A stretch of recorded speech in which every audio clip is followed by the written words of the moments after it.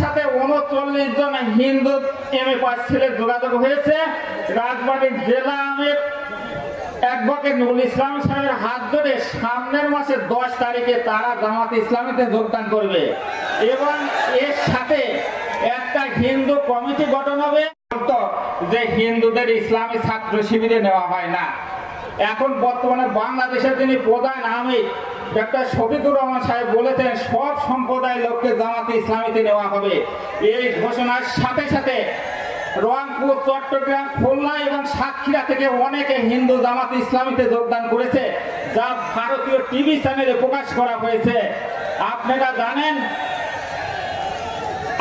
জানেন পত্রিকায় দেখেছেন রংপুর কারমাইকেল কলেজের ছাত্রলীগের সভাপতি মন্দির ভাঙতে গিয়ে হাতে নাতে ধরা পড়ার পরে শেখ হাসিনা বলেছিলেন এরা জামাতে ইসলাম করেছে।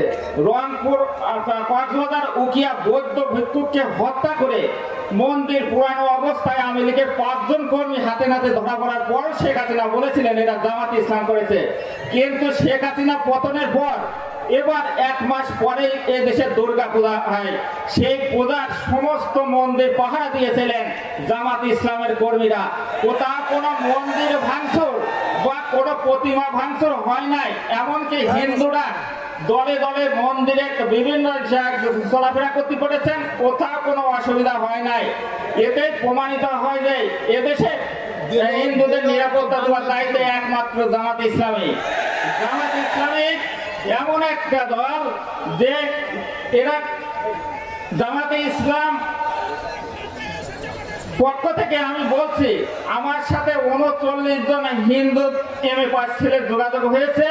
রাজবাড়ীর জেলা আমির অ্যাডভোকেট নুরুল ইসলাম সাহেবের হাত ধরে সামনের মাসের 10 তারিখে তারা জামাতে ইসলামীতে যোগদান করবে এবং এর সাথে একটা হিন্দু কমিটি গঠন হবে। সেই কমিটিতে ওই দিনে আত্মপ্রকাশ করবে। সেই কমিটির প্রধান হিসাবে আমি কমলেশ চন্দ্র দাস সভাপতির দায়িত্ব পালন করব এবং যিনি সাধারণ সম্পাদকের দায়িত্ব পালন করবেন তিনি প্রফেসর ডক্টর কৃষ্ণচন্দ্র রায়, জাহাঙ্গীরনগর বিশ্ববিদ্যালয়ের প্রফেসর।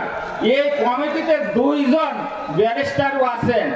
জামাতে ইসলাম যারা করেন তারা সত্যিকারে সৎ চরিত্রের অধিকারী, তারা কোনো অন্যায় কাজ করেন না, অন্যায়কে প্রশ্রয় দেন না। তাই আমি আকৃষ্ট হয়ে জামাতে ইসলামীতে যোগদান করেছি। আপনারা জানেন এই যেসব হিন্দু জামাতে ইসলামীর আওয়ামী লীগের সময় অত্যাচারে জর্জরিত হয়ে বাড়ি ছাড়া হয়েছে, অনেকের গাছপালা কেটে নেওয়া হয়েছে, অনেকের জমি দখল করা হয়েছে।